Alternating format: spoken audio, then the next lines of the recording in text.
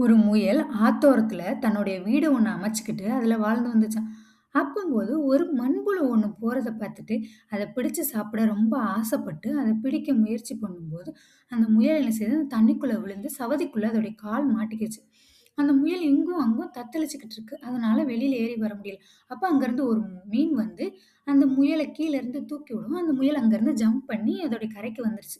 அதுக்கப்புறம் முயலும், மீனும் நெருங்கிய நண்பர்களா இருந்துட்டாங்க.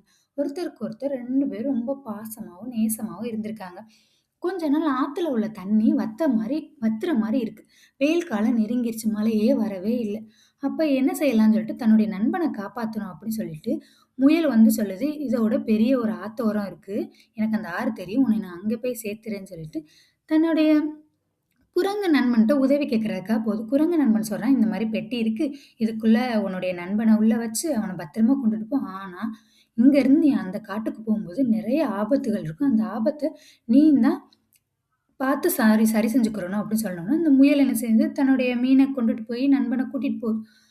ரொம்ப தூரம் நடந்து போறாங்க. நடந்து போனா அங்கருந்து வேகமா ஒரு பருந்து ஒண்ணு வருது. அத பார்த்துட்டு இந்த முயல் நினைக்குது, ஆஹா! முதல் பிரச்சனை நமக்கு தொடங்கிருச்சு.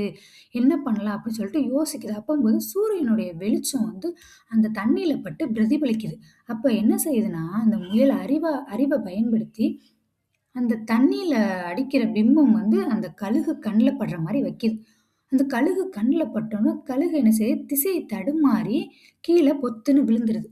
அதோட முதல் ஆபத்து நம்மள விட்டு போயிருச்சுப்பா! அப்படின்னு சொல்லிட்டு முயல் என்ன செய்யுது, அந்த ஆத்த கண்டுபிடிச்சு வந்துருச்சு. வந்து அங்க பார்த்தா, அங்க மிகப்பெரிய பாம்பு ஒண்ணு இருக்கு.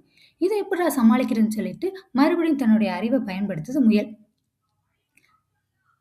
"பாம்பு ராஜா, பாம்பு ராஜா, உங்களுக்காக நான் பக்கத்து காட்டுல இருந்து ஒரு சுவையான மீன் புடிச்சிட்டு வந்திருக்கேன் ஆத்துல இருந்து" அப்படின்னு சொல்லுது.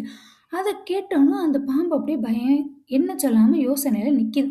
அப்ப அந்த முயல் சொல்லுது, "உங்களுக்காக தான் ராஜா கொண்டுட்டு வந்தேன்" அப்படி சொல்லவும், "அப்படியா? எனக்காகவா? நீயா?" அப்படின்னு சொல்லிட்டு அந்த பாம்பு கேட்குது. ஆனா இந்த பெட்டியில ஏதோ ஒரு விஷத்தன்மை கலந்தனால இந்த மீன் மயங்கி செத்து போயிருச்சுன்னு நெனைக்கிறேன். ஆனா பாம்பு ராஜா, நீங்க எவ்வளோ பெரிய விஷம். உங்கள இந்த விஷம் ஒண்ணும் செய்யாது பாம்பு ராஜா. நீங்க இத சாப்பிடுங்கன்னு சொன்னோனே, "எனக்கு வேணாம்ப்பா. அதுல விஷம் இருக்குன்னு சொல்ற. எனக்கு என் உயிருக்கு ஆபத்தாயிரும்" அப்படி சொல்லிட்டு அந்த பாம்பு அதுலருந்து பிரச்சனையிலருந்து விட்டுருச்சு. அப்ப அந்த முயல் என்ன நெனைக்குதுன்னா,